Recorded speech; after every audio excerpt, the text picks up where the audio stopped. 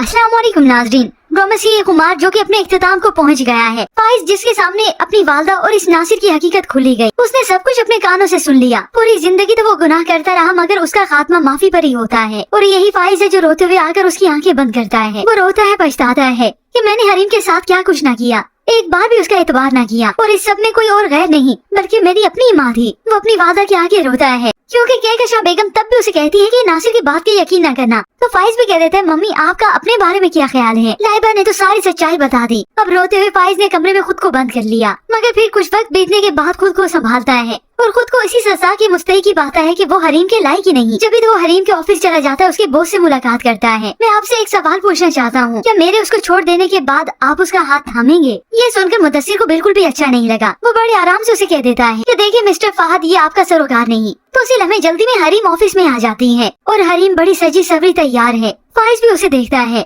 और उसे देखते ही खड़ा हो गया और होप से यहाँ पर वो यही अपनी गलती का इतराफ करेगा। अब यहाँ पर हरीम आई है तैयार होकर लाइबा का निकाह अटेंड करने के लिए, क्योंकि आज उसका निकाह भी है जो कि वो हरीम को निकाह में इनवाइट कर चुकी है। और अब लाइबा जो कि वकास से निकाह करने जा रही है, जाते जाते अपनी वालदा से मिलती है मगर इस कहकशा बेगम की अकड़ तो अभी भी खत्म नहीं हुई। उसकी जिद, उसकी मगरूरियत बिल्कुल वैसी ही है जैसे पहले थी। अपनी बेटी लाइबा को अलविदा नहीं कहती बल्कि उसे अभी भी बातें ही सुनाती है। जो औलाद माँ की खुशियों, ख्वाहिशों, अरमानों और फैसलों को रोंद कर चली जाए, उसे गले लगाकर अलविदा नहीं कहते। ये सुनकर तो लाइबा हैरान हो जाती है कि मम्मी आप अभी भी वैसी हैं। अब तो मान ले कि आप ही ने गलत किया है। मगर कहकशा बेगम न मानने वाली होती है और न ही मानती है। मालूम हो गया कि फाइज के सामने हकीकत आ चुकी है। सारी औलाद उसे छोड़कर चली जाएगी। यूँ लाइबा यहाँ से चली गई और उसका निकाह वकास से हो जाता है। हरीम भी इस निकाह में इनवाइटेड होती है।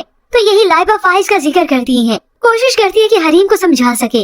भाई के दुख की गहराई का अंदाजा भी नहीं लगाया जा सकता। मैं उनकी हमायत नहीं कर रही। जिस तरह से उन्हें मिसगाइड किया गया था, उनकी जगह पर कोई भी होता तो वो बदगुमान हो जाता। ये सुनकर हरीम काफी जज्बाती हो जाती है मगर अपना ये दर्द छुपा जाती है क्योंकि हरीम को फाइज से पहले भी मोहब्बत थी और आज भी वैसी ही मोहब्बत है।